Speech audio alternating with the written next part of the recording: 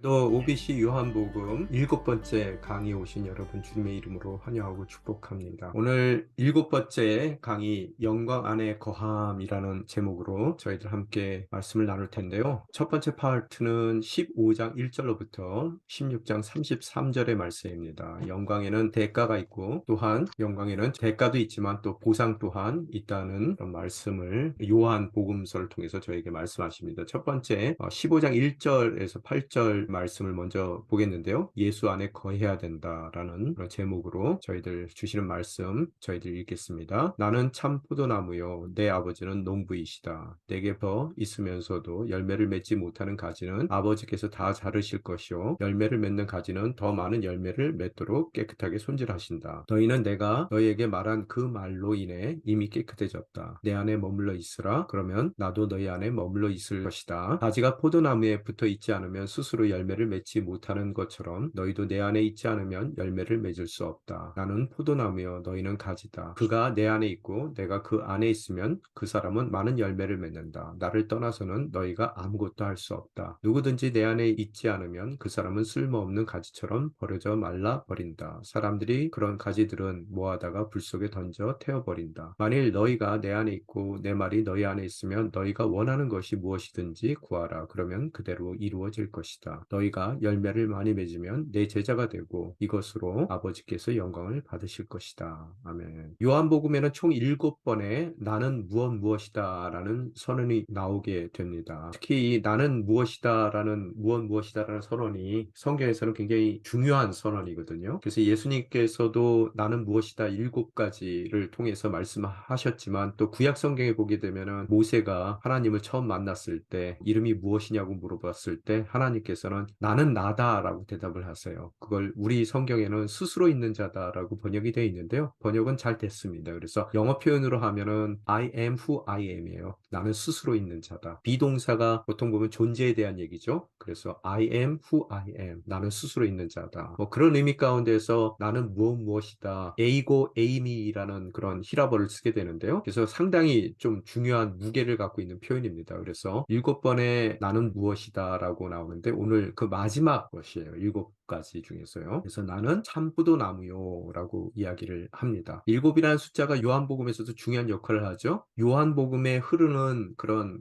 모든 내용에 척추와 같이 세워지는 기둥이 있습니다. 그게 표적이라고 말씀드렸어요. 그죠? 표적은 뭐예요? 예수가 그리스도라는 증거예요. 근데 몇 가지 표적이 나옵니까? 7가지가 나와요. 제가 지난 시간에도 잠시 언급은 해드렸던 것 같은데요. 천지 창조로 시작되는 창세기 또 죄로 타락해서 망가졌던 이 세상이 어떤 의미 가운데서 주님의 원하시는 주님의 나라로 재창조되어가는 두 번째 창조에 대한 이야기 뭐 두 번째 창조, 뭐 무에서 유를 만드는 창조는 아니지만 하여간 망가졌던 세상이 구원받은 세상으로 변화되는 그런 창조에 버금가는 그런 일을 7가지 표적을 통해서 7일 동안 하나님께서 말씀으로 창조하신 것 같이 7가지의 표적을 통해서 예수가 그리스도임을 증거하는 것으로서 온전한 피조 세계로 변화되는 모습을 보여주듯이 오늘 7가지의 에이고 에이미 나는 무엇이다 라는 것이 그만큼 중요한 또 다른 기둥으로 요한복음 내에 위치를 하고 있습니다. 그래서 나는 참 포도나무라고 7번째 마지막 증언을 하십니다.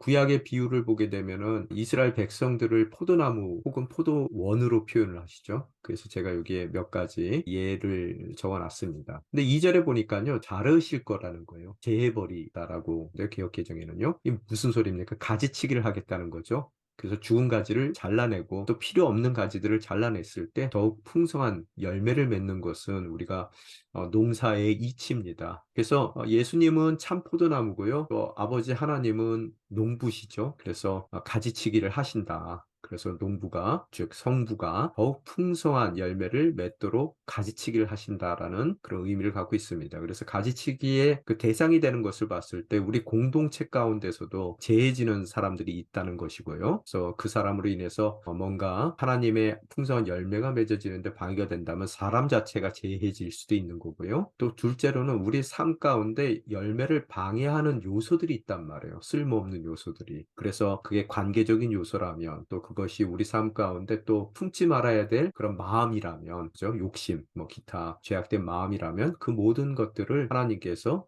제해 주시겠다는 거예요. 가지치기를 해 주시겠다는 거죠. 그래서 우리가 좋은 열매를 맺기 위해서는 소극적으로는 방해의 요소가 또한 사람이 제거되기도 하고 또 우리의 쓸모없는 삶의 부분들이 제거되기도 하더라는 겁니다. 첫 번째 소극적으로는요. 그래서 깨끗해져야 됨을 이야기하고요. 우리 삶이. 또 보다 적극적으로는 이건 부정적이라는 말을 쓸지는 모르겠는데 하여튼 영어에서는 네게티브하다는 얘기예요. 소극적으로는 방해 요소가 제거돼야 되지만 적극적으로는요. 충분한 영양분이 공급이 됐을 때 아름다운 열매를 맺을 수가 있죠. 그죠? 가지치기도 중요하지만 영양분이 기초적으로 잘 가야 되니까요. 그래서 적극적으로는 우리가 좋은 열매를 맺기 위해서 필요 없는 부분을 제하는 가지치기도 필요하지만 또 충분한 영양분이 주어져야 된다. 그 영양분을 주어지기 위해서는 어때요? 참 포도나무인 예수님께 붙어 있어야 되는 거죠. 다른 말로 표현하면 주 안에 머물러 있을 때 우리는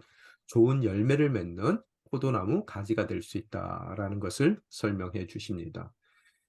그런데 이 방해 요소, 이 소극적으로 또 네게티브하게는 방해 요소를 제거하고 깨끗하게 하시는 하나님의 방법이 뭐냐는 거예요. 방법이. 그건 하나님의 말씀이라고 3절에서 표현하고 있습니다. 다르게 얘기하면 그 말씀에 순종할 때 이미 깨끗해져 있는 우리의 죄송해요. 이게 방해 요소를 제거하는 것이 아니라 더 아름다운 열매를 맺기 위해서는요. 깨끗해 맺게 하기 위해서는 우리가 하나님의 말씀에 죄송해요. 하나님의 말씀에 순종할 때 그 순종을 통해서 아름다운 열매를 맺을 수 있는 충분한 준비가 된다라는 말씀이죠. 그래서 우리가 말씀을 청종할 수 있게 하기 위해서 가지들이 쳐지고 또 우리 주변에서 우리의 관심을 어, 끌 말씀에서 멀어지게 하는 요소들을 제해 주시고요. 그렇게 준비되었을 때 순종하려고 하는 우리 결단이 준비되었을 때 이제 풍성한 열매를 맺어가야 되는데 그 맺어가는 방법은 우리가 예수 안에 머무는 것이고 우리가 예수 안에 머무를 때 우리만 예수 안에 머무는 것이 아니죠. 주님께서 우리 안에 또 머물러 주신다라고 약속을 합니다. 그래서 우리가 하나됨에 대한 얘기를 하죠. 주님과 우리의 하나됨. 그래서 우리가 성찬을 할 때도 예수님의 몸에 참여하고 또 예수님의 피에 참여하는 것 같이 우리가 예수 안에 머물려고 노력했을 때 주님께서는 또 우리 안에 머물기도 하시더라는 거예요. 그래서 우리가 예수 안에 머물고 이로 인해서 우리 안에 거하시는 예수님께서 우리로 하여금 열매 맺을 수 있도록 이끌어 주신다는 거예요. 바로 그런 안에 거하고 또 주 안에서 주가 우리 안에 거할 때 바로 열매 맺을 수 있는 그런 삶을 살게 되는데 바로 그 삶이 뭐라고요? 제자의 삶이고요. 그런 삶은 순종하는 삶이라고 얘기하고요. 또 더 나아가서 그런 열매 맺는 인생, 예수가 우리 안에 있고 우리가 예수 안에 있는 그 열매 맺는 인생을 성부께 영광, 하나님 아버지께 영광을 돌리는 삶이 된다는 것이고 또 다르게 얘기한다면 하나님의 그 뜻을 이루어 드리는 삶이라고 표현될 수 있습니다. 그래서 우리가 우리 삶에 제해야 될 것을 먼저 제하고 또 충분한 영양을 공급하는 그런 삶이 말씀에 거하는 삶인데 순종하는 삶인데 우리가 예수 안에 거할 때 예수님께서도 우리 안에 거해 주시고 이렇듯 하나 된 예수님과 우리의 삶을 통해서 우리는 예수님이 사셨던 바로 그 온전한 삶을 우리도 따라 살게 되는 제자의 삶을 살게 되는 것이고 또 그런 삶 가운데서는 예수님께서 아버지에게 늘 순종하셨듯이 우리 또한 순종하는 삶이 되고 그것은 아버지 하나님께 영광 돌리는 삶이고 또 하늘의 그 뜻을 이루어 드리는 삶이다. 그랬을 때 온전하게 우리는 열매를 맺는 삶을 살게 된다라는 그런 뜻입니다. 두 번째는 예수님의 사랑 안에 거한다는 거예요. 예수님 안에만 머무르는 것이 아니라 예수님 사랑 안에 거해야 되는데요. 15장 9절로부터 17절까지의 말씀입니다. 한 목소리로 또 읽겠습니다. 하나님께서 나를 사랑하신 것처럼 나도 너희를 사랑했다. 너희는 내 사랑 안에 머물러 있으라. 내가 내 아버지의 계명을 지키고 아버지의 사랑 안에 거하는 것 같이 너희도 내 계명을 지키면 내 사랑 안에 있을 것이다. 내가 이것들을 너희에게 말하는 것은 내 기쁨이 너희 안에 있어 너희 기쁨이 충만하게 하려는 것이다. 내 계명은 이것이다. 내가 너희를 사랑한 것과 같이 너희도 서로 사랑하라. 사람이 자기 친구를 위해 목숨을 내놓는 것보다 더 큰 사랑은 없다. 너희가 만일 내 계명을 지키면 너희는 내 친구다. 나는 이제부터 너희를 종이라고 부르지 않겠다. 종은 주인의 일을 알지 못하지만 나는 너희에게 내 아버지께 들은 것을 모두 알려주었으니 친구라고 부르는 것이다. 너희가 나를 택한 것이 아니라 내가 너희를 택해 세운 것이다. 그것은 너희가 가서 열매를 맺어 그 열매가 계속 남아 있게 하려는 것이다. 그러므로 너희가 무엇이든지 내 이름으로 구하면 아버지께서 너희에게 주실 것이다. 내가 너희에게 명한 것은 이것이다. 너희는 서로 사랑하라. 예수님의 특징을 보게 되면은 뭐든지 명령하시기 전에 먼저 본을 보이십니다. 그래서 목사인 저희 같은 목사의 삶과 성직자의 삶과 이 예수님의 삶의 가장 큰 차이는요. 저희는 먼저 다 그걸 지키지 못하는 상태에서 이제 성도들에게 하시라고 말씀을 드릴 수밖에 없는 거고요. 예수님께서는 명령하시기 전에 먼저 모든 것에 본을 보이십니다. 그런 제자들에게 예수님께서 당부하실 때 내 사랑 안에 머물라라고 말씀하세요. 사랑이라는 키워드가 나왔습니다. 또 두 번째 키워드는 계명이죠. 계명이라는 키워드가 나와요. 이 얘기가 뭐냐 하면은 그래요. 예수님 사랑 안에 거하겠습니다. 근데 이게 어떻게 거하는 방법을 우리가 모른단 말이에요. 그죠? 거하라라고 말씀을 하셔서 거기에 순종을 하려고 하는데 머무는 방법에 대해서 우리가 몰랐을 때 그러면 사랑 안에 예수님 사랑 안에 머물고 싶습니다. 머무는 방법이 뭡니까? 라고 했을 때 10절에 보면 뭐라고요? 예수님의 계명을 지키는 거예요. 그죠? 왜 계명을 지켜요? 유익이 있기 때문이에요. 그 계명을 지켜서 예수님의 사랑 안에 머물 때 유익이 있기 때문에 우리가 예수님 안에 머물러야 되고 그 머물기 위해서는 주님께서 주신 계명을 지켜야 돼요. 그 유익이 뭐예요? 예수님의 기쁨이 우리 안에 충만하더라는 거예요. 자, 예수님의 기쁨은 지금 세상적인 우리가 추구하는 기쁨하고 다릅니다. 언제 예수님께서 기뻐하셨는지 그 공생애 때 모습을 찬찬히 되짚어보면은 예수님께서 주시고자 하는 유익이 뭔지 우리가 깨달을 수 있어요. 그런 예수님이 기뻐하셨던 그 기쁨이 우리 삶 가운데 충만할 거예요. 자, 그래서 우리가 다르게 지금 얘기하면은 첫째, 우리가 예수님의 계명을 지킬 때 우리는 예수님의 사랑 안에 머물게 되는 것이고요. 우리가 예수님의 사랑 안에 머물 때 우리는 예수님의 기쁨이 우리 안에 충만하는 것을 느낄 수 있게 되더라는 거예요. 그래서 지키면 머물게 되고 머물면 충만하게 됩니다. 그런 공식을 우리에게 주시는 거예요. 그러면은 이 계명이 또 뭔지를 알아야 되겠죠. 계명을 지켜야 우리가 예수님의 사랑 안에 머물고 또 그러기에 이 땅 가운데 살아가며 예수님의 기쁨이 우리 삶 가운데 충만할 터인데 그러면은 예수님이 원하시는 계명이 뭐예요? 12절에 나오죠. 서로 사랑하래요. 근데 단서가 붙죠? 어떻게 사랑하라고요? 예수님께서 우리를 사랑하셨듯이 사랑하라라고 말씀하십니다. 그래 놓고 예수님의 사랑이 뭐냐라고 또 물을 수 있어요. 그죠? 구체적으로 예수님은 어떻게 사랑하셨나? 13절에 보니까 뭐라고요? 친구를 위해서 목숨을 내놓는 가장 큰 내놓는 사람이 가장 큰 사람이라라고 말씀하시면서 우리에게 예수님의 사랑은 친구를 위해서 목숨을 내놓는 사랑이라고 말씀하십니다.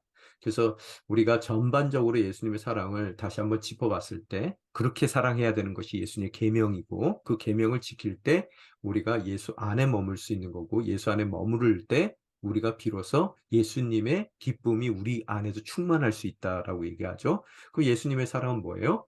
빌립보서 2장에 보면은 키노시스라는 부분, 이전에도 강의 시간에 제가 한번 말씀드렸는데요. 비움의 신비라는 부분이 있어요. 원래 그분은 본체 하나님이신데 하나님과의 동등됨을 다 비워냈다라고 하셨어요.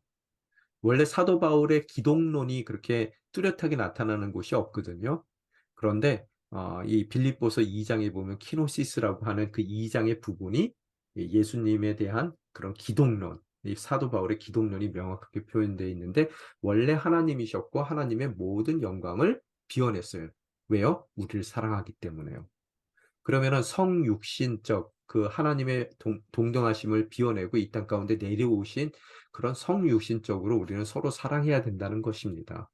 그래서 이 얘기는 뭐냐 하면 우리가 다 지적할 수 있는 권리가 있어요. 잘못됐다고 나무라고 혼내줄 수 있는 권한이 있습니다. 그러나 그 모든 권한을 다 비워내는 거예요. 그래서 이 땅 가운데 가장 낮은 자로 오신 것 같이 내가 내세울 수 있는 자존감, 또 자존심, 뭐 기타 등등 다 내려놓고 그 상대를 위해서 모든 것을 비워낼 수 있고요. 눈높이를 맞춰주는 것이고요.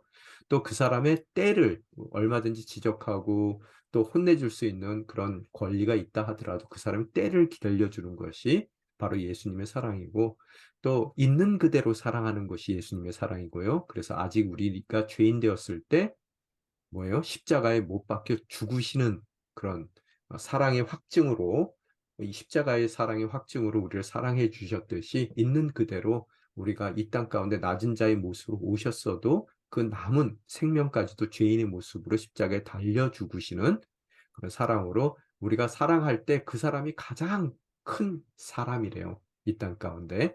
그런 큰 사람으로서 사랑해 주신 예수님의 사랑이 바로 우리가 지켜야 될 서로 사랑하라는 계명의 핵심이고 또 기준이 될 줄 믿습니다.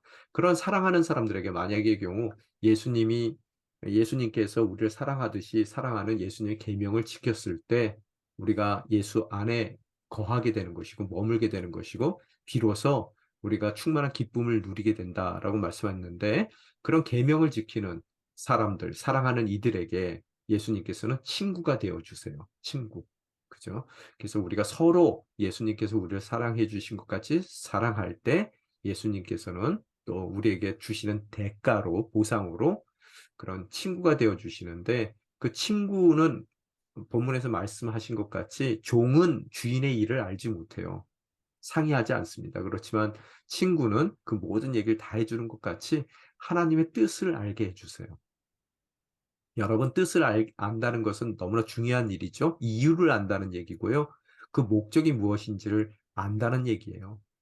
우리가 어, 일을 할 때도 분명한 목적이 있으면 그 일 가운데 어려움이 있다 하더라도 극복해 나갈 수가 있어요. 그리고 또한 같은 꿈을 꿀 때 그 목적을 똑같이 바라보고 일할 때 우리가 그 목적에 가까워졌을 때 점점 가까워져 갈 때 우리는 아무리 힘든 어려움이라 하더라도 함께 그 목적을 이루어가는 그 과정 가운데 기뻐할 수 있는 것 같이 뜻을 알게 해주는 친구가 된다는 얘기는 바로 예수님께서 그 마음 가운데 갖고 계신 기쁨을 우리 가운데 충만케 해주는 그런 모든 조건과 배경이 되더라는 거예요. 그래서 이렇게 친구가 된다는 것은 충만한 기쁨 가운데 한 발 다가서는 건데요. 그것은 우리가 예수님을 친구로 선택한 것이 아니라 우리가 예수님의 친구가 될 수 있는 것은 누구의 선택이에요? 바로 예수 그리스도께서 우리로 하여금 친구가 될 수 있도록 먼저 선택해 주셨기에 그 모든 것이 가능하다라는 것을 요한복음은 이야기하고 있습니다. 다시 얘기해서요. 예수님의 선택을 받은 사람들은 예수님과 같이 예수님이 우리를 사랑해 주신 것 같이 서로를 사랑하는 계명을 지키게 되는 거고요. 그런 서로에게 목숨을 내어주는 큰 사랑을 통해서요. 예수님의 사랑 안에 머물게 되는 것이고요. 거하게 되는 것이고, 그 거하는 사람은 예수님의 친구로서 하나님의 뜻을 알게 되는 것이고요. 그 뜻을 아는 사람들은 하나님과 같은 목적을 바라보고 있고 그 뜻이 이루어지는 과정 가운데 서 있기 때문에 조금 어려움이 있다 하더라도 그 뜻이 이루어지는 것을 바라보며 예수님이 가졌던 그 기쁨을 우리 삶 가운데 충만히 허락하시는 놀라운 그런 기쁨의 삶을 살게 되더라는 거예요. 그런 이들은 무엇이든지 또 주어지는 약속, 보상 가운데 하나가요. 이렇듯 기쁨만 충만하게 해주고 친구가 돼서 그 뜻을 알게 해주는 것뿐만 아니라 뭐라고요? 이들에게는 예수님의 이름으로 구하면은 모든 것을 다 주신다는 응답받는 기도의 약속 또한 허락해 주시더라는 거예요. 이렇듯 예수님께서 기쁨에 대한 얘기를 하고 있어요. 얼마나 기뻐요? 그 뜻을 알기 때문에 기쁘고요. 왜? 정확하게 어디로 가고 있는지 그 목적을 알고 있어요. 그죠? 그래서 내가 서 있는 이 자리가 어떻게 그 목적을 이루어 드리는지를 알고 있단 말이에요. 또 그 목적을 이루어 나가는 과정 가운데서 예수님의 이름으로 구하기만 하면 모든 것을 다 주신대요.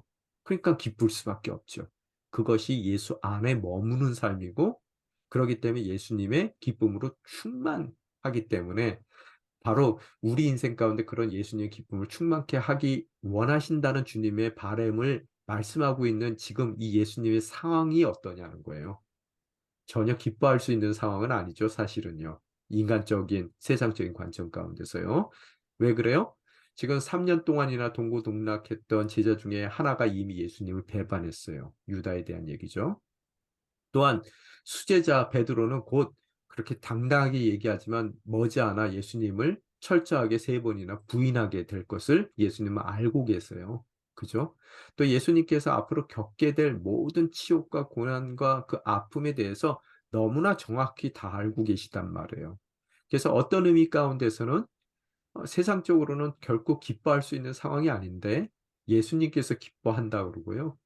왜 뜻이 이루어지니까요. 그런 예수님의 기쁨이 우리 가운데서 충만하기를 바란다라고 말씀을 하고 계시더라는 거예요. 그래서 예수님이 주시고자 하는 기쁨이 우리가 추구하는 기쁨과 같아야 된다는 말씀을 드리는 거고요. 바로 그런 사람들이 친구고요. 예수님의 제자고요. 또 그런 것을 기뻐하는 사람들의 내적인 그 기쁨이 증거하는 내적인 상태는 뭐냐 하면 예수님이 우리 안에 거하고요. 그러기에 우리 또한 예수님 안에 거하는 삶, 즉 순종하는 삶, 말씀에 순종하는 삶을 살게 됐다는 증거가 될 줄 믿습니다. 그런 그럼에도 불구하고 기뻐하신다라고 말씀하시고 그 기쁨들이 제자 안에 충만하기를 바라셨다는 거예요. 그 기쁨의 이유가 세상적인 안락함과 편안함에 대한 기쁨이 아니라요. 아버지의 뜻을 이루어 드리고 있기에 기쁜 거예요. 아버지가 기뻐하는 일에 함께 기뻐하는 겁니다. 그런 의미 가운데. 또한 이로 인해서 제자들 또한 동일한 기쁨으로 충만하게 될 것을 이제 십자가를 앞두고 이들을 떠나게 될 예수님께서 이들의 삶 가운데, 제자들의 삶 가운데 기대하고 계시더라는 거예요. 그래서 동일하게 오늘 저와 여러분의 삶 가운데서도 예수님께서 기대하는 그런 우리 가운데 충만할 기쁨이 무엇인지를 우리가 오늘 본문 말씀을 통해서 다시 한번 곰곰이 생각해 봐야 될 줄 믿습니다. 자, 영광의 대가에 대해서 또 다시 이야기가 시작이 되는데요. 15장 18절로부터 16장 4절까지의 말씀 저희들이 다시 한번 한 목소리 읽겠습니다. 만일 세상이 너희를 미워하거든 너희보다 먼저 나를 미워했을 것을 알라. 만일 너희가 세상에 속해 있다면 세상이 너희를 자기 것으로 여기고 사랑할 것이다. 그러나 너희는 세상에 속해 있지 않고 내가 세상에서 너희를 택했으므로 세상이 너희를 미워할 것이다. 내가 너희에게 종이 주인보다 더 높지 않다고 한 말을 기억하라. 사람들이 나를 핍박했으니 너희도 핍박할 것이요. 사람들이 내 말을 지켰으니 너희 말도 지킬 것이다.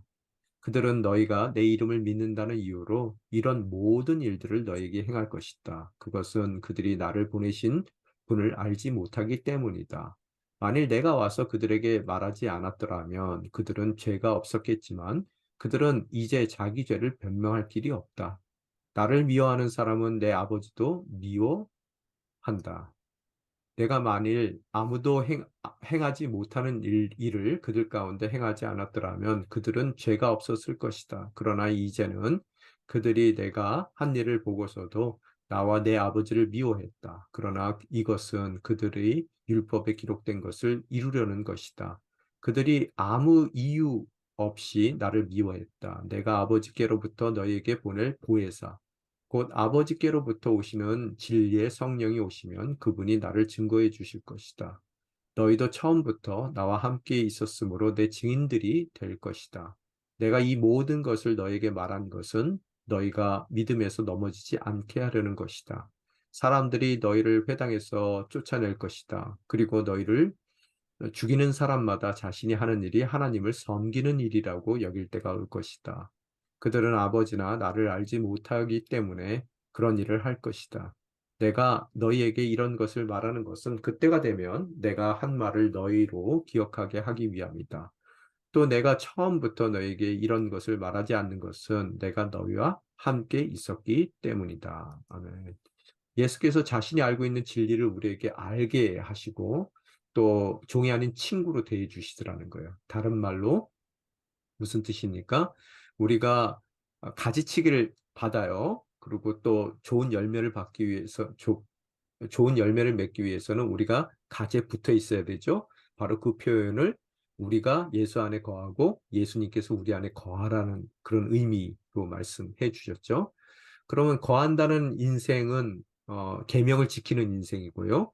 계명을 지킨다는 것은 예수님께서 우리를 사랑하신 것 같이 서로를 사랑할 때 바로 예수님께서 이제 우리 안에 예수님의 기쁨이 충만하도록 해주시겠다라고 약속했고, 또 그런 우리들을 친구라고 불러주세요. 왜?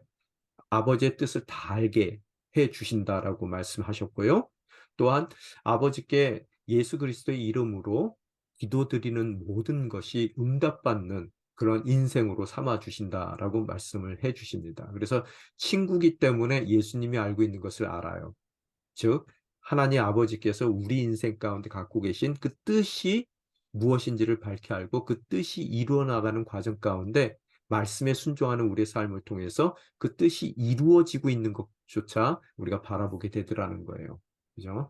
그런데 그 이루어지는 그런 과정 가운데 순종하는 것이 사랑하는 것이고, 그 사랑하는 것은 뭐예요? 예수님께서 우리를 사랑한 것 같이 서로를 사랑하는 것이라고 말했습니다.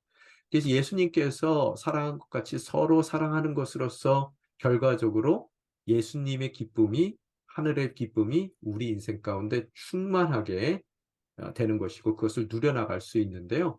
그런 충만한 기쁨을 누려나가는 그런 우리의 인생 가운데 치러야 될 대가들이 있더라는 거예요. 대가가 있는데요. 그 대가를 다른 말로 표현하게 되면은요, 예수의 제자로서 이제 예수 그리스도의 영광에도 우리가 참여하게 될 것이지만, 동시에 예수 그리스도의 그런 고난에도 우리가 참여하게 되더라는 거예요. 그죠? 동일한 대가를 치를 수밖에 없어요. 기쁨의 대가가 있다는 거예요. 그래서 예수님이 오셔서 이 어두움의 빛을 이미 밝히셨기 때문에 어둠에 속한 자들이 자기 죄에 대해서 핑계할 수는 없다라고 이야기하고 있습니다. 그래서 이미 예수님께서 7가지의 표적을 통해서 자신이 누군지를 밝혀주셨고요. 또 그분의 가르침이 진실됨을 증명했기 때문에 세상은 이제 예수님의 가르침, 또 예수님 되심, 그리스도 되심을 거부할 수 없음에도 불구하고 거부하게 되더라는 거예요.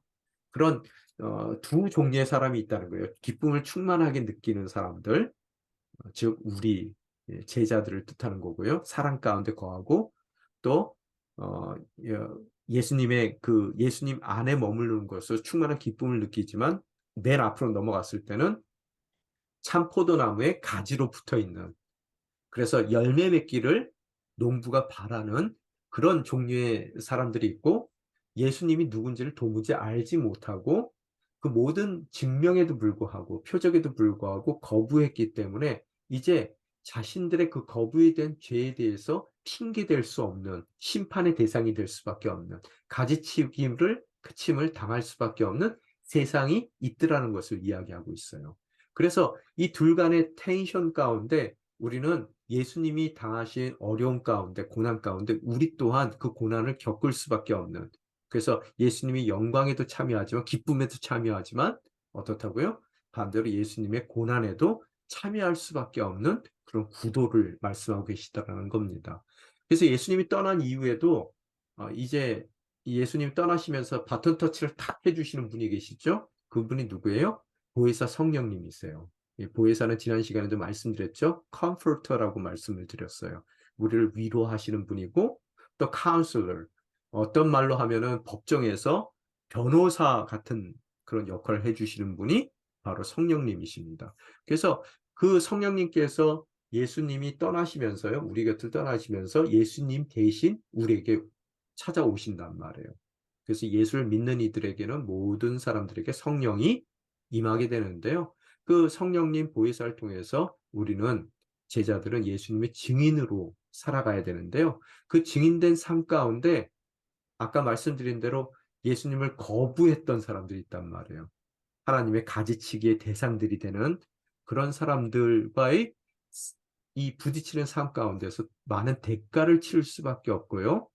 그것은 핍박이고요. 그 핍박에서 때로는 승리 못하는 사람들도 있더라는 거예요. 그 핍박 가운데 무너지는 사람들이 있어요. 그 무너지는 이유가 뭔가를 바라보니까 무지 때문이라는 거예요. 알지 못했기 때문에. 그래서 오늘 승리하는 제자로서 모든 이 가지치기가 아닌 제자로 남아있는 삶을 사는 제자들에게 승리하는 삶을 살기 위해서는요, 그 무지를 깨주고 싶은 거예요. 예수님이 떠나시기 전에요. 그래서 그 모든 하나님의 계획과 뜻이 무엇인지를 아까 친구로서 알게 해준다 그랬죠. 그래서 알게 해주는데 앞으로 십자가의 의미가 무엇인지 그들이 당황할 거 아니에요. 십자가에 자기들이 메시아라고 믿고 따랐던 바로 예수 그리스도가 죄인의 모습으로 달리시는 걸 보게 되면 당황할 거란 말이에요. 또한 이후에 제자들이 겪게 될 홀로 남겨져서 핍박받을 그 핍박과 고난 가운데 그들이 당황할 터인데 그 핍박의 이유, 고난의 이유를 모른다면 그들이 실패할 수도 있더라는 거예요.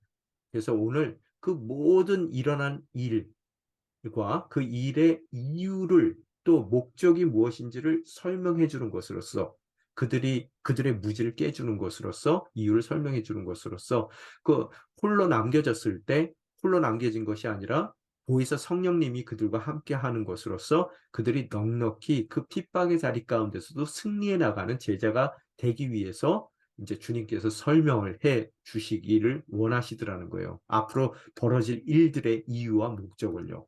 설명이 잘 됐나 모르겠습니다. 이게 왜 갑자기 기도가 나오죠? 죄송합니다. 예. 그래서 이제 보혜사를 주시고요. 또 예수님께서 마지막 날에 대한 설명을 충분히 우리가 이해할 수 있도록 주시는데요. 예, 그런 관점에서 앞으로 펼쳐지는 이야기를 좀 더 살펴보겠습니다. 16장 5절서부터 15절까지 말씀입니다. 한 목소리로 읽겠습니다. 이제 나는 나를 보내신 분에게로 간다. 그러나 너희 중에 어디로 가십니까? 라고 묻는 사람이 없고 도리어 내가 한 말 때문에 너희 마음에 슬픔이 가득하구나. 그러나 내가 진실로 진실로 너희에게 말한다. 내가 떠나가는 것이 너희에게 유익하다. 내가 떠나가지 않으면 보혜사가 너희에게 오시지 않을 것이다. 그러나 내가 가면 너희에게 보혜사를 보내주겠다. 보혜사가 오시면 죄에 대해, 의에 대해, 심판에 대해 세상을 책망하실 것이다. 죄에 대해서라고 한 것은 사람들이 나를 믿지 않기 때문이요. 의에 대해서라고 한 것은 내가 아버지께로 감으로 너희가 다시는 나를 볼 수 없기 때문이요. 심판에 대해서라고 한 것은 이 세상의 통치자가 심판을 받았기 때문이다. 아직도 내가 너희에게 할 말이 많지만 지금은 너희가 그 말을 알아듣지 못한다. 그러나 진리의 성령 그분이 오시면 너희를 모든 진리 가운데로 인도하실 것이다. 그분은 자기 생각대로 말씀하시지 않고 오직 들은 것만을 말씀하시며 또한 앞으로 일어날 일들을 너희에게 말씀하실 것이다. 그분은 내 것을 받아서 너희에게 알려주실 것이므로 나를 영광되게 하실 것이다. 아버지께 속한 모든 것을 다 내 것이다. 것은 다 내 것이다. 그렇기 때문에 성령께서 내 것을 받아서 너에게 알려주실 것이라고 말하는 것이다. 이제 여기서 잠깐 우리가 말씀 아까 드린 부분에서 다시 한번 여러분에게 강조하고 싶은 것은요. 이들이 장차 예수님이 떠난 후에 남겨지게 될 거예요. 그러면 그들 삶 가운데 예수님을 거부했던 그런 모든 표적을 보고도 거부했던 이들로 인해서 핍박당하는 삶을 살 거예요. 그래서 그 핍박에서 실패하는 이유가 무지하기 때문이라고 말씀을 드렸어요. 오늘 이들이 그들이 생각하는 것, 기대하는 것, 우리 모두가 기대하는 것 같이 홀로 남겨지는 것이 아니라 예수님께서 승천하시는 것으로서 이들 삶 가운데 성령님이 대신 임하게 되는 것이고요. 그 성령님은 보혜사 성령님이시고 또 그 성령님은 진리의 성령님이시고요. 그 성령님께서 그 잠시의 당혹스러움은 있지만 그 십자가와 죽음과 그 부활의 모든 사건에 대한 이해를 이들 삶 가운데 허락해 주실 거라는 거예요. 알게 되겠더라는 거예요. 또 무지에서 깨어나게 될 거라는 거예요. 그랬을 때 그들이 더 큰 환난 가운데 그들의 삶이 내몰린다 하더라도 아버지의 뜻이 무엇인지 그런 일들이 일어나는 이유와 목적이 무엇인지를 밝히 알기 때문에 그들이 넉넉히 그 모든 것을 이겨나갈 수 있다는 것을 말씀하고 계십니다. 그래서 키는 뭐예요? 진리지만 아직까지 이해 못하는 제자들, 그 제자들에게 그 모든 것을 이해시키고 뭐예요? 예수님이 따랐던 순종의 길을 따라갈 수 있도록 인도해 주시는 성령님이 계시기에 넉넉한 마음으로 그들이 두려워하지 않고 담대하게 그 모든 과정들에 임할 수 있다라는 것을 말씀하고 계십니다. 이 제자들에게 핍박받을 것과 예수님께서 그들을 떠나신다는 말씀은 당연히 그들에게 당혹감을 줄 것이고요. 근심을 줄 거라는 거예요. 방금 제가 설명해 드린 것 같죠. 근데 오히려 예수님께서는 자기가 떠나는 것이 제자들에게 유익하다라고 말씀하세요. 그 유익한 이유가 뭐예요? 바로 예수님이 떠나시면서 이제 아버지께서 예수님 대신 제자들에게 무엇을 허락하신다고요? 보혜사 성령님을 주시더라는 거예요. 그래서 여러분과 저는 예수를 믿는 바로 그 순간 뭘 받았어요? 성령님을 받았단 말이에요. 우리 가운데. 그죠? 그래서 이 성령님의 첫 번째 사역은 세상에 대한 책망이래요. 오늘 읽으신 본문은요. 근데 여기서 책망이라는 것은 무슨 뜻이냐면요. 무슨 죄인지, 그들이 갖고 있는 그 죄가 무엇인지를 밝히고요. 회개를 촉구하는 것이 책망입니다. 그냥 비난이 아니에요. 회개를 촉구하는 거예요. 그래서 이 책망이라는 것은 다른 말로 하면은 폭로라는 의미도 있고요.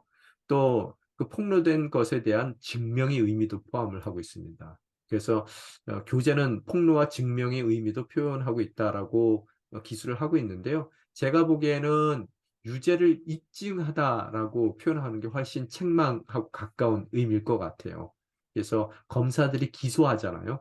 그죠? 기소하게 되면 법정에서 유죄를 입증하잖아요. 성령님의 역할이 뭐냐면 그런 검사의 역할을 하신다는 거예요. 누구에게요? 이 우리에게 핍박을 하는 가지치기의 대상들에게는요.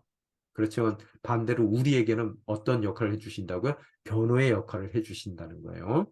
그래서 성령님께서는 세상의 죄를 폭로하시고 증명하시고 유죄를 입증하신다는 얘기죠. 죄가 있다고 또 불의하다고 그렇게 심판받아야 된다고 폭로해 주신다는 거, 공개적으로 밝혀주신다는 거예요. 그래서 그런 책망의 첫 번째가 뭐냐면 세상의 죄에 대한 책망이에요. 죄에 대한 책망. 혹은 기소라고 말씀드릴 수 있겠죠. 제가 위에서 말씀드린 것 같이. 그래서 예수님을 믿지 않는 불신 때문에 이전에 죄가 예. 이 불신 때문에 그들이 기소를 당하게 되는데요. 이 세상은 자기가 죄가 없다고 한단 말이에요. 그런데 죄가 있어요. 왜요? 7가지 표적에도 불구하고 그들이 믿지 않는 것이 죄예요. 다른 죄들도 있겠지만 그게 죄예요. 그게 책망받을 기소될 만한 죄라는 거예요. 예.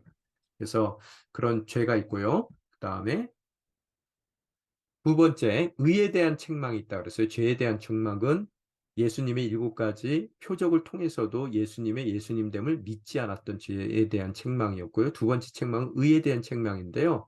이것은 쉽게 얘기하면은 교재에서도 뭐라고 얘기하면요. 이 예수님을 핍박했고 이제 이후에 제자들을 크게 핍박할 겁니다.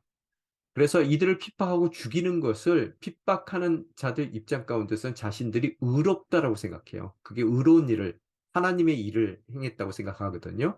그래서 예수님을 십자가에 못 박을 때도 종교 지도자들의 그 제목이 뭐예요? 신성모독이죠.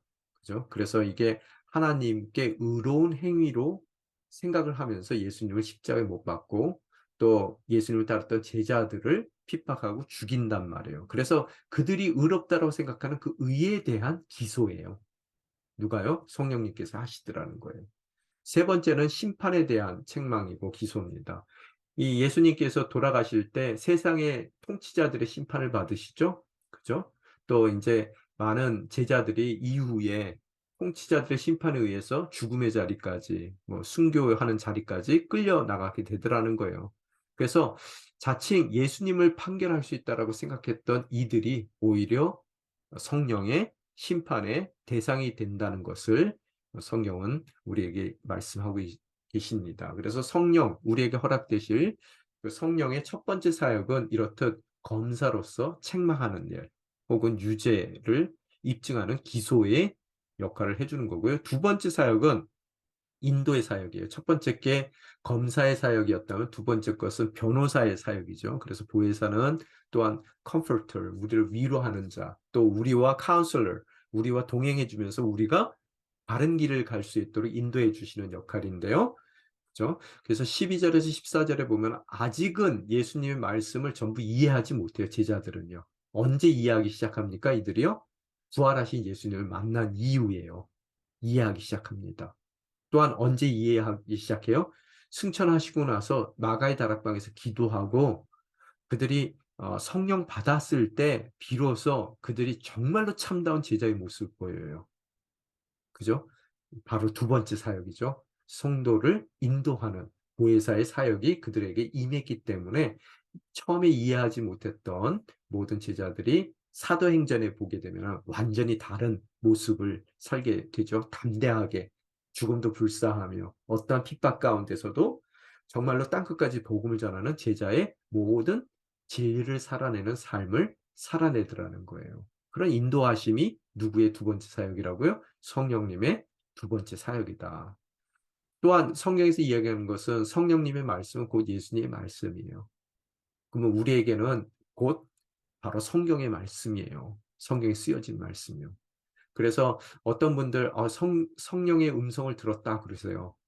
그런데 뭐 누구에게 야 성령님께서 내 기도하는데 너 찾아가서 20만 원 꽂으라 그러신다. 빨리 내놔라 이러시면 안 된다는 거예요. 성경에 써 있는 말씀이 예수님의 말씀이고 또 예수님의 말씀이 곧 기도할 때 우리에게 들려주는 성령님의 음성이라는 거예요.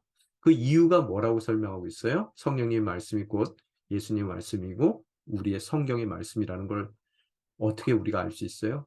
아버지의 모든 것이 다 성자의 것이고요. 또한 성자에게서 성령 또한 성자에게서 받아서 말씀하신다는 거예요. 모든 게 아버지 건데요. 아버지께서 아들에게 주셨고요. 또한 성령 또한 이 아들에게 주신 그 말씀을 대언하는 우리에게 주시는 대언자로서의 성령의 모습을 우리들이 15절의 말씀을 통해서 깨닫게 됩니다. 모든 것이 아버지 건데 아들 주셨고요. 그래서 성령도요. 아들 말씀을 받아 우리에게 말씀해 주시더라는 거예요. 그건 우리 입장 가운데서 성경에 66권 성경에 써 있는 바로 그 말씀이 예수님의 말씀, 하나님의 말씀이고요. 바로 그것이 우리가 기도할 때 또는 환상 가운데 보는 성령의 말씀하고 동일하게 돼야 된다는 거예요. 거기서 비껴나가면 안 된다는 거예요. 그래서 성경을 제가 뭐 첫 시간에 말씀드렸던 것 같은데 캐논이라는 말씀 드렸어요. 라틴 말로요. 그 뜻은 잣대라는 뜻이에요. 자, 모든 것의 기준이 된다는 거예요. 그래서 성령의 음성을 들었다라고 생각하셨을 때 성경을 보시고요. 거기에 동일한 말씀을 하셨다면 그건 성령의 말씀이 맞습니다. 예, 그렇게 보시면 되겠고요. 또 이제 보상에 대한 얘기도 하는데요. 영광에 대한 보상에 대해서요. 제자들이 치러야 될 대가가 작지 않아요. 이제 크게 그들이 그런 제자로서의 삶 가운데 치러야 될 대가가 있습니다. 그래서 우리가 구원이 공짜잖아요. 구원이요. 그래서 어, it is free but not cheap 그렇게 말을 써요. 공짜라 그래서 싸구려가 아니라는 거예요. 제자도가요. 왜? 구원은 공짜로 받았어요. 제자가 됐어요. 그래서요. 그렇지만 제자로서 구원받은 자로서 삶을 살아갈 때는 값비싼 대가를 치러야 됩니다. 세상의 미움의 대상이 될 거예요. 아까 세상에 속해 있지 않기 때문에 미워한다 그랬어요. 우리가 세상에 속해 있다면 세상은 우리를 사랑할 거예요. 그런데 그 세상은 예수님도 미워했고요. 또 예수님께 속해 있는 우리도 미워하게 될 거라고 이야기를 했습니다. 그러나 미움만 받고 대가만 치르는 것이 제자도가 아니라요. 그 제자에게는 동시에 뭐가 주어진다고요? 보상이 지어진다는 거예요. 보상. 그죠? 리워드가 주는 거예요. 우리에게 상급이 있어요. 그래서 그 상급 중에 첫 번째 것이 뭐냐면 우리 인생 가운데 근심이 기쁨으로 변화될 거래요. 그래서 16장 16절서부터 22절까지의 말씀 저희들 다시 읽겠습니다. 조금 있으면 너희가 나를 더 이상 보지 못할 것이다. 그러나 다시 조금 있으면 나를 보게 될 것이다. 예수의 제자들 중 몇몇이 서로 말했습니다. 조금 있으면 너희가 나를 더 이상 보지 못하겠고 다시 조금 있으면 나를 보게 될 것이라고 하시면서 내가 아버지께 가기 때문이다 라고 하시는데 이게 도대체 무슨 말씀인가? 그들이 또 말했습니다. 무슨 뜻으로 조금 있으면 이라고 말씀하셨을까? 무슨 말씀을 하시는지 도무지 이해하지 못하겠다. 예수께서는 제자들이 이것에 대해 묻고 싶어 하는 것을 아시고 그들에게 말씀하셨습니다. 내가 조금 있으면 너희가 나를 보지 못하겠고 다시 조금 있으면 나를 보게 될 것이다 라고 해서 그 말이 무슨 뜻인지 서로 묻고 있느냐. 내가 진실로 진실로 너희에게 말한다. 너희는 울며 애통할 것이나 세상은 기뻐할 것이다. 너희가 슬퍼하게 될 것이나 너희의 슬픔은 기쁨으로 변할 것이다. 여인이 출산할 때는 걱정이 잠기게 된다. 진통할 때가 가까웠기 때문이다. 그러나 아기가 태어나면 사람이 세상에 태어났다는 기쁨 때문에 더 이상 그 고통을 기억하지 않는다. 너희도 이와 같다. 너희가 지금 슬퍼하지만 내가 너희를 다시 볼 때는 너희가 기뻐할 것이요. 또 너희 기쁨을 빼앗을 사람이 없을 것이다. 아멘. 제자들은 도무지 아직까지 예수님의 죽음과 부활에 대한 말씀을 이해하고 있지 못하죠. 그러니까 이해하지 못하니까 이게 당혹스러운 거고 그 당혹감 가운데서 무지함 가운데서 그들은 두려울 수밖에 없단 말이에요. 자꾸만 떠난다 그러니까요. 그죠? 그런데 다시 한번 우리가 짚고 넘어가야 될 것은요. 믿음은 완전한 이해에 근거하는 것이 아니라는 거예요. 제가 지난번에도 말씀드렸지만 믿음이라는 것은 그냥 leap of faith, leap이라는 뜻은 점프라는 뜻이라고 그랬죠. 그래서 믿음은 점프예요. 그래서 모를 때 우리가 뛰어드는 겁니다. 그랬을 때 이해 안 됐던 것들이 믿음을 통해 이해되기 시작한다라고 말씀을 드렸어요. 그래서 믿음이라는 것은 다른 의미 가운데 전제라고 말씀드렸어요. 전제는 증명의 대상이 아닙니다. 그렇게 그냥 믿는 거예요. 그럴 때 다른 것들이 이해된다라고 말씀을 드렸습니다. 그래서 완전히 이해돼서 믿는 것은 불가능해요. 일단 믿고 우리가 이해해 나가는 것입니다. 근데 오늘 이 모든 고난의 과정, 고통의 과정, 예수님의 십자가의 사건을 뭐라고 표현하고 있어요? 어디에다가 비유하고 있어요? 해산하는 여인의 고통에 비유하고 있어요. 그죠? 그래서 이 모든 예수님께서 행하실 모든 일을 통해서 누가 세상에 믿는 모든 이들이 거듭난다는 거예요. 그죠? 낳죠? 아기를 낳듯 거듭난다는 거예요. 그 거듭남 가운데서도 해산하는 여인같이 해산의 고통이 따를 수밖에 없다는 거예요. 그래서 예수님께서도 그 고통을 감내했고 우리 또한 우리가 이제는 또 제자가 제자를 낳아야 되죠. 우리 삶 가운데서도 그런 고통이 있을 수밖에 없어요. 그러나 해산의 고통 가운데서도 어떤 어머니가 태어나서 야, 나 아파서 죽을 뻔했다. 너희 천하의 원수야 이렇게 하고 자녀를 그렇게 하는 사람은 없잖아요. 그저 그렇게 아프게 해서 낳더라도 그 자녀 얼굴을 봤을 때 너무 기쁘단 말이에요. 그게 이유를 아는 거고 목적을 아는 거예요. 그래서 예수님께서 그 무지를 깨주기 위해서 이들에게 계속해서 지금 말씀하고 계시는 거고요. 또 이들이 지금은 이해하지 못하더라도 성령을 보내서요. 후에라도 그들이 이 모든 삶 가운데서 일어나는 이유와 목적이 무엇인지를 밝히 성령을 통해서 진리의 영이신 성령을 통해서 알게 해주신다는 거예요. 그죠? 그 아는 대상들을 뭐라 그랬어요? 아까요? 친구라 그랬어요. 그 친구는 어떻게 돼요? 예수가 우리 안에 거하고 우리가 예수 안에 거할 때 가능해요. 그것은 계명을 지킬 때 가능하고요. 그 계명을 지키는 것은 뭐예요? 서로 사랑하는 거예요. 어떻게 해요? 예수님께서 우리를 사랑하는 것 같이 사랑할 때. 그럴 때 이미 선택받은 친구로 선택받은 우리는 예수님의 친구로서 모든 것을 이해하게 될 거예요. 이해하기 때문에 때로는 힘들지만 그 이해하고 모든 것에 대한 이치를 깨닫게 되기 때문에 해산한 어머니가 너무나 그 해산의 고통은 겪었지만 그 고통이 이후에 아기 얼굴 대면했을 때 그 모든 고통이 기쁨으로 변화되는 그런 놀라운 일을 경험하는 것 같이 우리 인생 가운데서도 그런 경험들을 하게 된다는 것을. 그래서 잠시의 슬픔과 고통은 있어요. 그러나 우리가 종국적으로 결과적으로 얻게 되는 것은 그 누구도 빼앗을 수 없는 뭐예요? 기쁨을 누리게 될 것을. 그게 제자의 대가이기도 하지만 후에 또 보상이기도 한, 리워드이기도 한 것임을 사도 요한은 우리에게 말씀하고 계시더라는 겁니다. 또 충만한 이해뿐만 아니라 기도의 응답도 주시죠. 아까도 잠시 요한이 설명을 해줬었는데요. 16장 23절서부터 27절까지의 말씀 같이 읽겠습니다. 그날에는 너희가 내게 어떤 것도 구하지 않을 것이다. 내가 진실로 진실로 너희에게 말한다.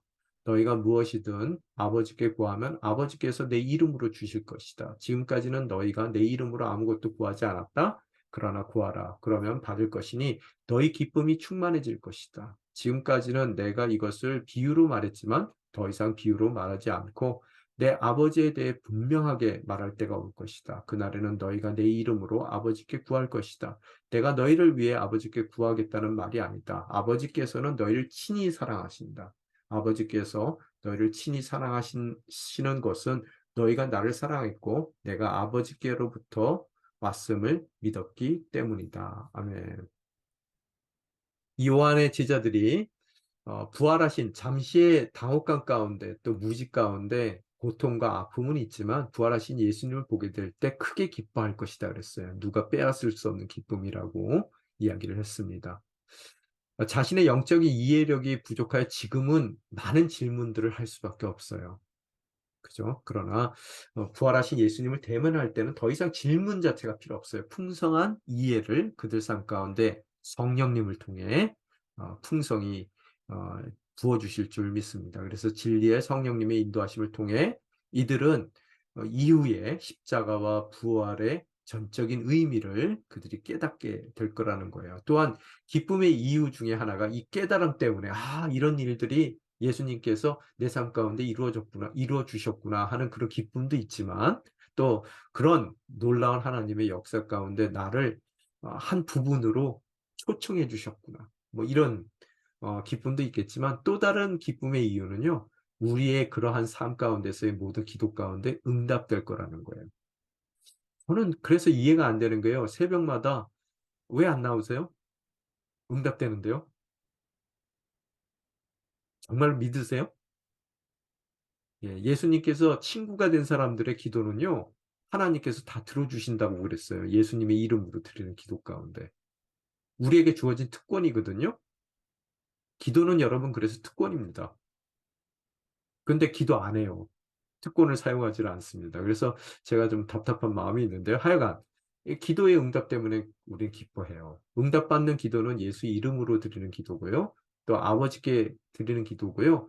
그것이 응답되는 이유는 사랑 때문이에요. 사랑하시니까 해줘요. 어떻게 사랑해요? 아버지의 제자들을 향한 아버지의 사랑이에요. 또 제자들이 갖고 있는 아들에 대한 사랑 때문에요. 하나님께서는 그 예수 이름으로 드리는 모든 기도 가운데 우리에게 100% 응답해 주실 줄 믿습니다. 그럼 뜻을 아는 자들의 기도가 응답받는다는 얘기예요. 그리고 예수님의 기쁨으로 충만한 자들의 기도를 100% 응답해 주신다는 거고요. 다른 얘기는 예수님이 우리 안에 거하고 우리가 예수님 안에 거하는 사람들의 기도를 들어주신다는 거고요. 그 얘기는 또 다르게요. 참 포도나무이신 예수님의 달려있는 가지로서 하나님의 원하시는 열매를 맺기 위한 우리의 삶 가운데서 드려지는 기도에는 하나님께서 100%그 기도에 응답을 주신다. 바로 그 얘기입니다. 그죠? 자, 세 번째, 세상을 이김으로 평안을 누린다라고 되어 있는데요. 16장 28절에서부터 33절까지의 말씀입니다. 같이 읽겠습니다. 내가 아버지께로부터 이 세상에 왔다가 이제 다시 이 세상을 떠나 아버지께로 돌아간다. 그러자 예수의 제자들이 말했습니다. 이제 주께서 비유를 들지 않고 명확하게 말씀하시니 주께서 모든 것을 알고 계시고 또 어느 누구의 질문도 받으실 필요가 없음을 저희가 알았습니다. 이것으로 우리는 주께서 하나님께로부터 오신 것을 믿습니다. 예수께서 제자들에게 대답하셨습니다. 이제야 너희가 믿느냐? 보라, 너희가 흩어져 각자 집으로 돌아갈 때가 오고 있고 또 이미 왔다. 너희는 나를 버려두고 모두 떠나갈 것이다. 그러나 나는 혼자 있는 게 아니다. 아버지께서 나와 함께 계시기 때문이다. 내가 너희에게 이런 것을 말하는 것은 너희가 내 안에 평안을 누리게 하려는 것이다. 너희가 이 세상에서는 고난을 당할 것이다. 그러나 담대하라. 내가 세상을 이미 이겼다. 이제 체포당하시기 직전에 이제 제자들의 가르침을 제자들을 향해 주셨던 가르침을 마무리합니다. 마무리하시면서 뭐라고요? 이 세상에서 고난 당할 거래요. 그렇지만 담대하래요.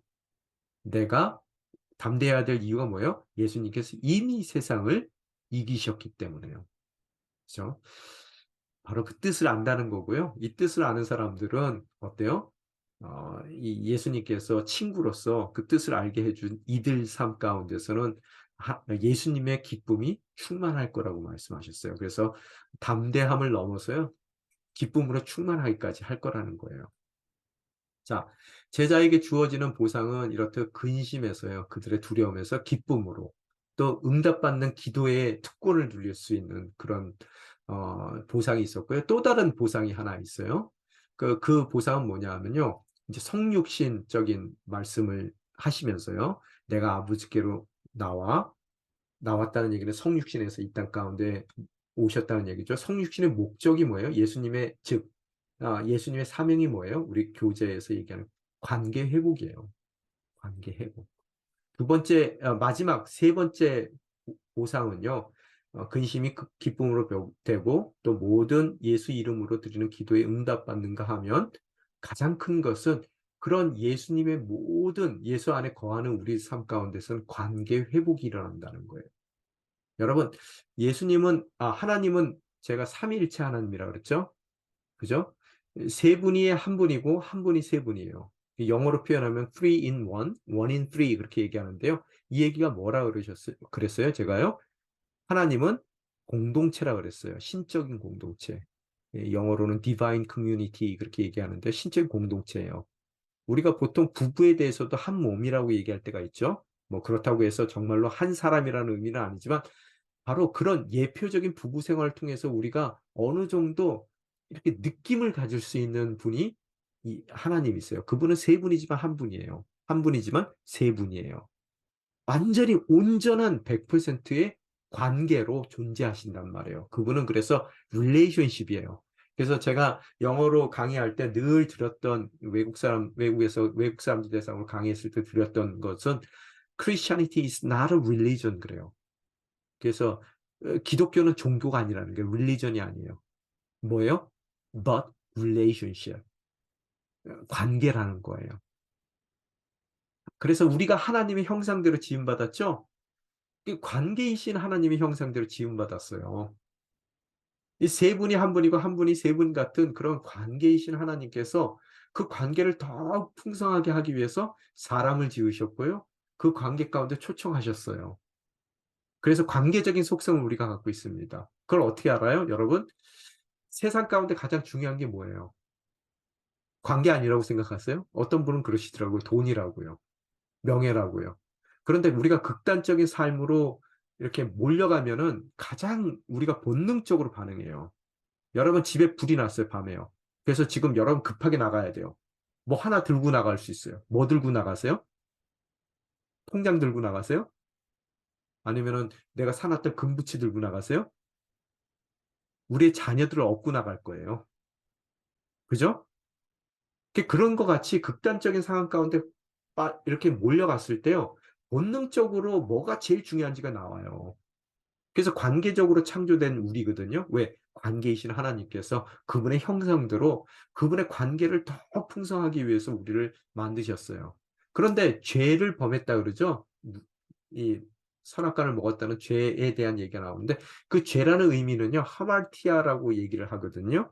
근데 그게 뭐냐면 빗겨나갔다는 뜻이에요. 활을 쏘았는데요, 시위를 당겼는데 그게 관역을 맞춰야 되는데 관역에서 빗겨나갔다는 얘기예요. 이 얘기는 뭐냐면요, 관계에서 빗겨나갔다는 얘기예요. 그래서 이 죄의 시작은요, 관계의 빗겨나감이에요. 하나님 아버지와 아담의 관계가 빗겨나가기 시작해서 그 아담의 후예인 우리들 또한 다 관계적으로 빗겨나가는 거예요. 원래는 아내와 남편의 관계가 빗겨나가면 안 되거든요. 정말로 사랑해야 되는데, 살다 보니까 죄성이 있는 게 뭐예요? 그 아내와 남편의 관계 가운데서도 빗겨나가는 삶을 살더라는 거예요. 그럼 예수를 통해서 이 땅 가운데 내려오신 이유, 십자가를 지시고 부활하신 이유는 뭐냐면요, 그런 빗겨나갔던 모든 관계들이 회복되기 시작해요. 그래서 하나님 아버지와 우리의 관계가 회복되는 거고요. 관계이신 하나님과 우리의 관계가 회복되는 거고요. 그래서 그 관계가 다 비껴나감으로써 우리들의 관계가 다 엉망이 됐었거든요. 그래서 예수님께서 사랑하시는 것 같이 우리를 사랑하는 관계로 다 회복이 되는 거예요. 그럴 때 그 관계 회복을 통해서 우리가 우리 안에 예수가 안에 거하고 우리가 예수님 안에 거하는 그런 관계 가운데 있을 때 우리는 참 기쁨을 누릴 수가 있단 말이에요. 왜? 관계적인 이미지 가운데 하나님의 형상 가운데 창조됐기 때문에 그 관계라는 그런 직접 퍼즐 같은 데 보면은 여러분 100 개를 다 맞췄는데 1 개가 딱 빠져 있어요. 아무리 해도 안 맞춰져요. 근데 그게 엄청나게 크거든요. 그래서 인생이라는 게 공허하고 막 안타깝고 그러거든요. 그 관계가 딱 하고 채워지는 거예요. 그래서 직소 퍼즐이 딱 완성되는 것 같이 우리 삶 가운데 충만한 기쁨을 주고 안정을 줘요. 그 관계를 회복시켜 주는 것이 바로 예수 그리스도의 사건이거든요. 그래서 범죄로 우리 죄악으로 인해서 단절됐던 모든 관계들이 회복됩니다. 그래서 여러분 하나님과 예수를 믿어서 하나님과의 관계가 회복된 사람들은요. 그 집안에서 가족들의 관계가 회복돼요. 또 더 나아가서 직장 가운데서의 관계가 회복되고요. 그 지역 사회에서 모든 관계가 직장 가운데서의 관계 모든 관계들이 회복돼서요. 그 사람들은 누룩과 같은 인생들이에요. 어디를 가든지 그 사람을 통해서 누룩이 퍼져나가듯 관계의 회복들이 퍼져나가서 종국적으로 우리가 부활하는 그날 하나님께서 예수님께서 우리를 재림하셔서 우리를 부활의 몸으로 세웠을 때는 모든 하나님이 의도했던 처음에 창조하셨을 때 의도했던 관계 충만함을 가득 채우는 회복된 그런 관계 가운데 있는 거예요. 자, 여러분 가장 행복할 때가 뭐예요? 그 관계가 너무 좋은 사람하고요. 그 관계가 가장 충만할 때 가장 행복한 거예요. 그죠? 그래서 시간적으로 보면은 영원이라는 게 어때요? 여러분 옛날에 연애하실 때요. 지금은 아니시겠지만 연애하실 때 막 뜨거울 때 그 대상을 만났을 때 5 분 막 그냥 막 5 시간씩 만났는데도 집에 들어갈 때 뭐라 그래요? 집에 가서 전화한다 그러잖아요. 그 5 시간이 꼭 5분 같단 말이에요. 그죠? 여러분 그런 것이 우리가 미리 선제적으로 맛볼 수 있는 영원한 삶이에요. 영원의 시간이란 말이에요. 그런데 반대로요. 죄악의 시간은 어떠냐면요. 관계가 좋아야 될 사람들하고 틀어졌어요. 그러면 그 틀어진 관계 가운데 있는 사람하고 여러분 5 분만 앉아 있어 보세요. 몇 시간 같으세요? 5년 같을 거예요. 자 이해가 됐어요? 타락한 시간이에요. 관계가 비껴나간 시간이란 말이에요. 오늘 그런 관계 회복을 우리 삶 가운데 허락해 주시기 위해서 주님께서 이 땅 가운데 오신 거예요.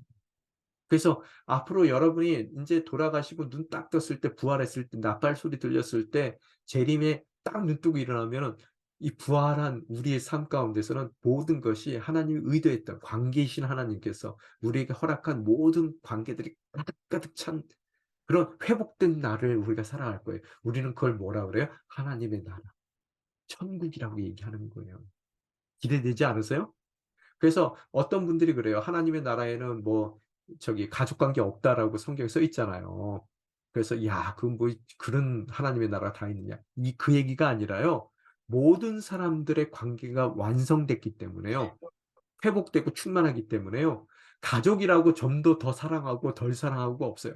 모든 사람들을 정말로 하나님의 사랑으로 사랑할 수 있는 그런 나라가 하나님의 뜻이 이루어진 주권이 이루어진 그 나라에 임하게 될 거라는 거예요. 그런 관계 회복을 우리에게 허락하여 주시는데 이미 허락되는 과정을 살고 있어요? 맞습니까? 그래서 제가 늘 드리는 말씀이 이 교회 다니시면은요. 그 관계가 회복돼야 돼요. 그래서 어제보다 오늘 더 나은 관계를 살아야 되고요. 물론 중간중간 우리가 죄성이 있기 때문에 뒤로 물러나기는 해요. 또 실패하기도 하고요. 그렇지만 점차적으로 관계 완성을 향해 나아가는 삶이 바로 성도의 삶이고요. 또 그런 제자도가 공짜가 아니라 그랬어요. 그렇게 사랑이 막 넘치는 기쁨의 삶을 살면은요. 세상이 가만히 안 놔둬요. 뭐 어떻게라도 흔들어 놓으려고 그러거든요. 그래서 고난받을 때도 있지만 그 고난 가운데서도 이 완성되어 가는 이 회복되어 가는 관계 가운데서 예수님의 기쁨이 우리 삶 가운데 충만한 거예요. 그 관계 회복을 느껴 나가기 때문에요. 이거 이 설명이 오늘 잘 됐는지 모르겠습니다. 하여간 그런 단절됐던 관계가 회복돼요. 그래서 아직까지 제자들은 그 예수님의 사명을 깊이 있게 이해하지는 못해요. 그래서 그런 사건이 일어나기 위한 십자가의 사건이 딱 일어났을 때 각자 자기 집으로 흩어져 돌아가요. 그죠? 잠시의 실패는 해요. 그들을 비난하지는 않습니다. 왜? 있는 그대로 사랑하시는 분이고 그들의 때를 기다려 주시는 거예요. 그래서 배신하고 다 흩어졌더라도 그들을 비난하지 않습니다. 그래서 그들의 때를 기다려 주시는 사랑이에요. 바로 그 사랑으로 오늘 우리의 남편을 사랑하고 우리의 아내를 사랑하라는 거예요. 그럴 때 내 안에 거하고 또 주 안에 우리가 거하게 되는 것이고 그런 자에게는 아름다운 열매를 맺게 해 주시고요. 그 열매 중에 하나가 예수님의 기쁨이 충만하는 거예요. 또 그 관계의 기쁨을 누려나가는 거예요. 그죠? 자, 이렇게 됐을 때 비록 세상은 비록 예수님을 대적하고 또 예수님의 제자들을 핍박하지만 예수님께서는 십자가를 통해서 이미 관계가 팍 하고 시작됐어요. 여러분 이 얘기가 뭐냐면요. 깜깜해요. 어두워요. 그런데 빛이 이 해가 떠오르기 위해서 빛이 시작되면 어때요? 여러분 순식간에 나중에 가서는 그 빛이 모든 어두움을 다 몰아냅니다. 이 십자가 사건이라는 것은 지금 우리가 살고 있는 이 시대라는 것은 그런 해가 중천에 뜨기 이전에 지금 동이 트고 있는 때란 말이에요. 그래서 우리는 해가 뜨기를 바라는 것 같이 그랬을 때 우리 삶 가운데 모든 무너졌던 관계들이 하나님이 원했던 충만한 관계로 완전히 회복되는 그 날을 재림을 예수님의 재림을 기다리는 사람으로서 우리가 오늘 비록 어려움을 당한다 하더라도 우리는 그런 예수님의 기쁨으로 충만할 수 있다는 것. 그래서 종국적인 그런 종말론적인 승리를 기억하고요. 잠시의 고난을 이겨내도록 초청받았다는 거예요. 그래서 제가 여러분에게 늘 드리는 말씀 뭐냐면요. 우리 삶은 해피엔딩이다. 쉽게 얘기하면 그거예요. 다시 말씀드립니다. 우리 삶은 해피엔딩이에요. 그게 믿음이에요. 제자들의 삶입니다. 그래서 하나님은 드라마틱한 하나님이죠. 스토리 하나님이에요. 뭐 모든 게 다 그냥 다 쉬우면은 재미없어요. 여러분 뭐 좋은 집안에서 태어나서 공부 잘하고 그래서 좋은 학교 나오고 그래서 좋은 배우자 만나서 결혼하고 좋은 직장 가서 돈 잘 벌고 편안하게 살더라. 뭐 그런 스토리라면은 드라마 보세요. 하나님은 스토리의 하나님이세요. 그래서 우리의 삶 가운데 해피엔딩으로 끝날 건데요. 그 사이에 많은 스토리들을 집어넣으세요. 근데 그 스토리 가운데서 우리가 종국적인 종말론적인 승리를 바라본다면 넉넉히 그 모든 것을 이겨나갈 수 있다는 거예요. 그래서 제가 늘 드리는 예화 중에서 신데렐라 얘기하죠. 신데렐라가 지금 구박받고 있지만 조금 있으면은 요정이 마음 동해서 마차 만들어 주고 호박으로 또 이왕 놀게 해 주면은 밤새도록 놀게 해 줘야 되는데 그죠? 뭐 12 시까지 놀라 그러고 그래서 급하게 나오다가 신발 흘릴 거 다 알고요. 그러다 보니까 남자가 그냥 왕자가 마음이 막 갈급해서 신발 들고 온 왕국을 찾아 나서서 나중에 딴딴딴딴 결혼하잖아요. 그 결혼하는 해피엔딩을 통해서 오늘 구박받고 방바닥 닦고 있는 삶을 돌아본다면 볼 수 있다면 그 해피엔딩의 나를 통해서 하나도 안 힘들다는 말이에요. 기쁘다는 거예요 오히려. 그게 바로 예수님의 기쁨이 우리 삶 가운데 충만한 게 될 줄 믿습니다. 안 아프다는 게 아니에요. 그렇지만 그 끝이 무엇이고 오늘 내가 무엇을 위해 이 아픔을 감수해야 되는지를 명백히 알고 있다면 그 아픔 가운데서도 기뻐할 수 있다는 거예요. 그죠? 자, 넘어가겠습니다. 잠시 좀 나누기를 원하는데요. 여러분에게서 가장 편안하지 않은 삶의 영역은 무엇입니까? 편안하지 않는 이유는 어디에 있습니까? 이 영역에서 평안을 얻기 위해서 여러분이 할 수 있는 것은 무엇입니까? 뭐 해피엔딩이라는 관점 가운데서 또 하나님께서 이 영역 가운데서 여러분에게 불편하게 오늘 삶 가운데 내버려 두신 이유는 뭔지 또 여러분이 이 모든 것을 이겨낼 수 있는 승리의 비결이 무엇인지를 함께 나누기를 원합니다.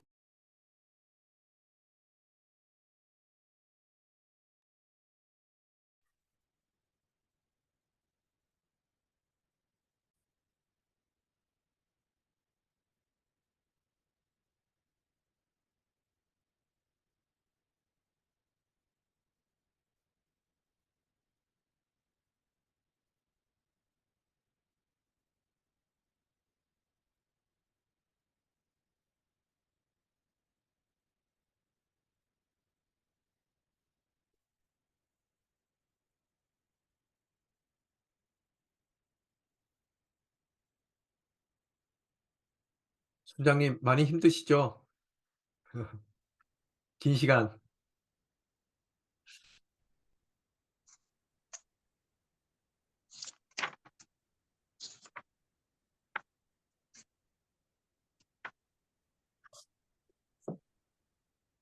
예, 오늘이 이제 다음 주 하면은 마지막이죠, 여러분. 예, 벌써 이제 7주가 이제 다 지나갔네. 예.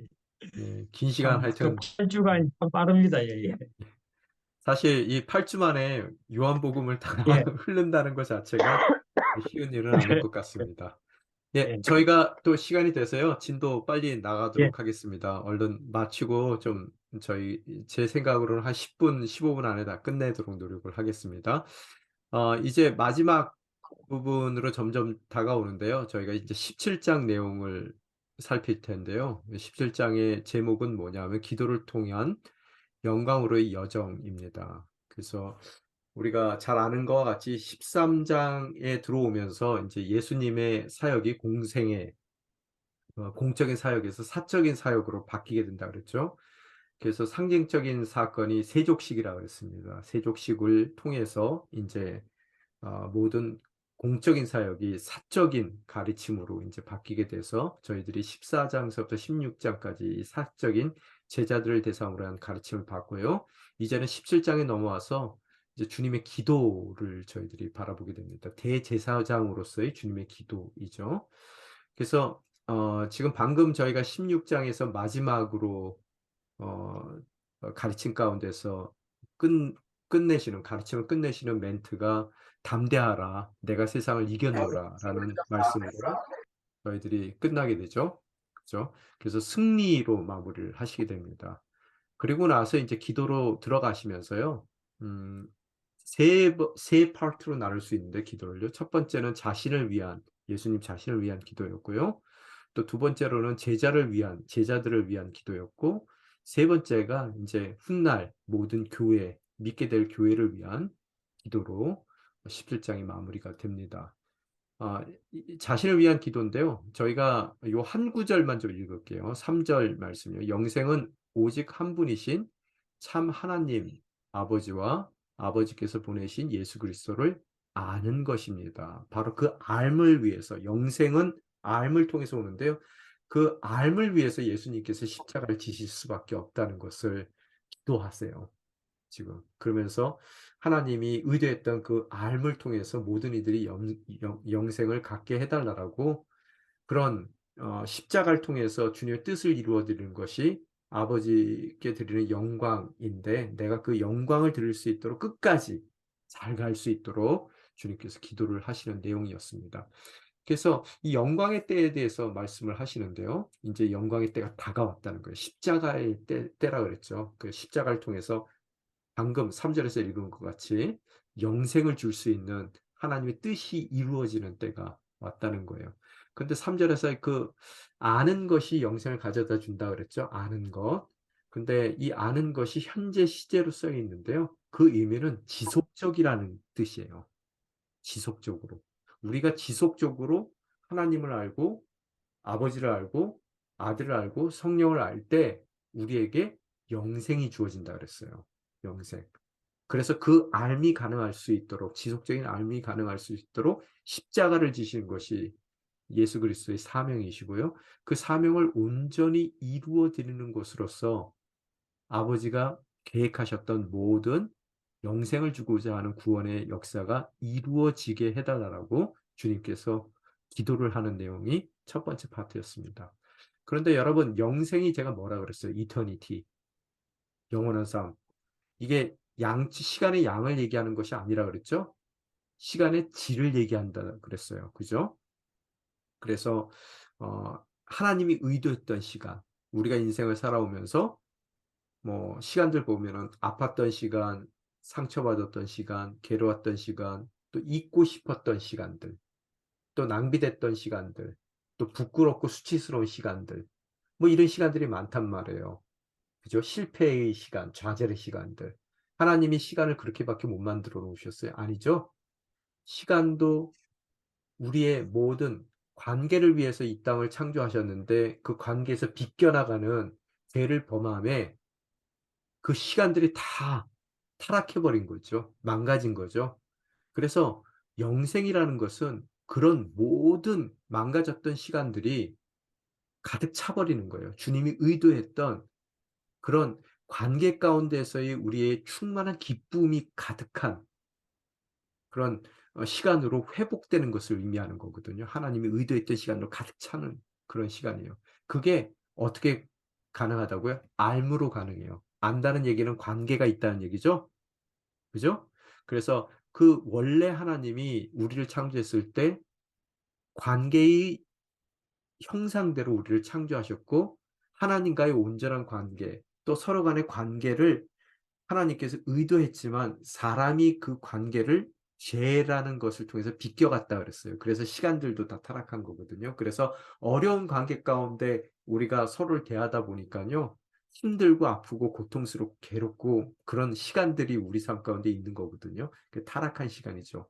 그래서 그 관계의 알미 진정한 알미 지속될 수 있도록 그 관계 회복을 위해서 십자가가 필요한 것이고 그 예수 그리스도를 통해서 우리가 모든 관계의 회복을 이루어 나갈 때 우리는 가득 찬 시간, 하나님이 의도했던 영원한 시간, 충만한 시간을 살게 되기 때문에 하나님이 의도했던 그런 영생을 주기 위한 십자가를 넉넉히 져 나갈 수 있도록 자신을 위해서 기도하십니다.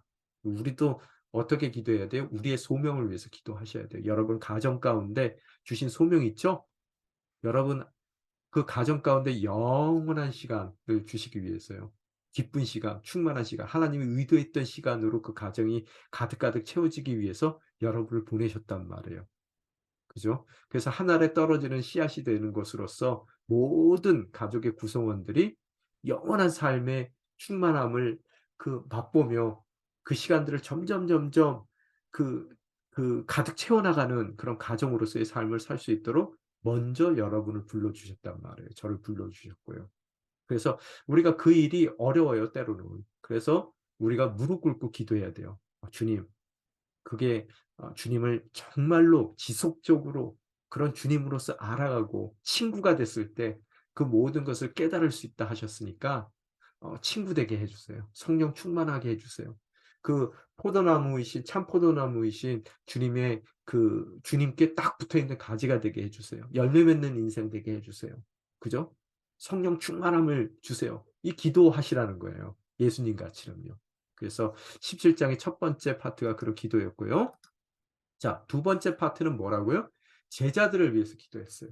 자, 내가 우리 가정 가운데에서 불러주셨는데 내가 그런 삶을 위해서 그래서 우리 가정에도 영생이 임할 수 있도록 주님, 제가 주님께 속했으니까 우리 가정 가운데 행여 우리 시집 식구들 가운데서 세상에 속했기 때문에 나를 핍박하는 이들이 있습니까? 그래도 그들을 있는 그대로 사랑하고 정말 주님, 저를 통해서 이 가정 가운데, 이 가문 가운데, 이 큰 우리의 가문 가운데 영생이 있게 해주세요. 뭐 그런 기도도 하셔야 되지만 또 어떻게 하셔야 돼요?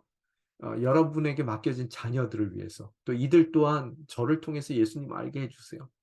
그죠? 그리고 또 이들 또한 그들의 가정 가운데 훗날 돌아갔을 때 갔을 때 커서 성장해서 자신의 가족들을 이루고 또 어딜 가든지 이 아이들을 통해서 정말 관계 회복들이 일어나서 모든 세상 사람들이 우리의 자녀들을 통해서 영원한 삶을 영생을 회복된 시간들을 경험케 해 주세요. 이들을 위해서 기도하셔야 되잖아요. 그죠? 그래서 특히 이 자녀들을 위해서 기도할 때 아니 제자들을 위해서 기도할 때 이 어렵거든요. 십자가라는 것이 너무 당혹스러운 일이거든요. 또 그들이 또 예수님이 떠나가셨지만 성령님을 보내주시기는 하지만 또 그들이 성령이 올 때까지 기다려야 되는 거고요. 또 그들이 이루어 나가야 될 일들이 쉬운 일은 아니에요. 당연한 일이지만 쉬운 일은 아니란 말이에요. 그러니까 그 자녀들의 제자들에 대한 기도를 주님께서 하시더라는 거예요. 이것도 그냥 대충 있고요. 그래서 제자들을 위해서 늘 기도하시는 예수님이에요. 선택할 때도 기도하셨고요. 사역 중에도 기도하셨고요. 사역을 마칠 때도 기도하셨고 지금 오늘 십자가를 바라보면서도 자녀들을 저희 제자들을 위해서 기도하시고요. 지금도 승천해서 하늘에 계시면서 뭐 하고 계세요? 우리들을 위해서 기도하고 계세요. 여러분, 우리는 어떤 사람들이에요? 예수님의 중보를 받고 있는 사람들이에요. 넉넉하신 마음을 가지셔야 돼요. 그죠? 예수님이 중보하셔요. 우리를 위해서요. 자, 아버지께서 들어주실까요? 성자의 기도를 들어주실까요? 안 들어주실까요? 당연히 들어주시죠. 그래서 우리는 보장된 삶입니다. 그죠? 그래서 이런 중보를 통해서 늘 기도하시는 이 주님의 중보의 기도의 자리를 통해서 '아 예수님이 정말로 제자들을 사랑하시는구나.' 예수님의 사랑을 발견하게 되고요. 또 그 예수님은 계시로서의 예수님이죠. 그래서 말씀이시죠. 그래서 안 보이시는 하나님의 특성을 우리에게 알려주시는 분인데 그분의 중보의 내용을 보게 되면요. 제자들을 두 가지 내용이 있는데 제자들을 보호하고 지켜 주시도록 하는 기도고요. 또 하나 되게 해 달라는 기도예요. 그들이 앞으로 겪을 일 가운데 보호하게 해 달라고 기도하신단 말이에요. 오늘 우리를 위해서도 기도 어떻게 하실 것 같으세요? 보호해 달라. 또 지켜 달라 기도하시겠죠? 그죠? 그래서 안심하시라는 거예요. 또 하나됨을 위해서 기도하세요. 그래서 우리가 정말로 예수님의 제자라면 우리는 당연히 하나가 됩니다. 왜? 예수님께서 하나 되게 해 달라고 기도해요. 하나됨의 이유는 뭐예요? 이 악한 세상 가운데 예수님께서 불러주신 부르심을 이루기 위해서는요. 보호도 해 주시고 지켜도 주셔야 되지만 우리가 하나 돼야지 그 모든 일이 가능해져요. 그래서 교회의 하나됨을 위해서 예수님께서는 또 믿음의 가정이 하나가 되기 위해서 예수님께서는 기도해 주고 계시다. 그런 기도를 통해서 어려운 세상살이죠. 왜 세상은 우리가 세상에 속해 있지 않기 때문에 자기 편 아니기 때문에 미워할 수밖에 없죠.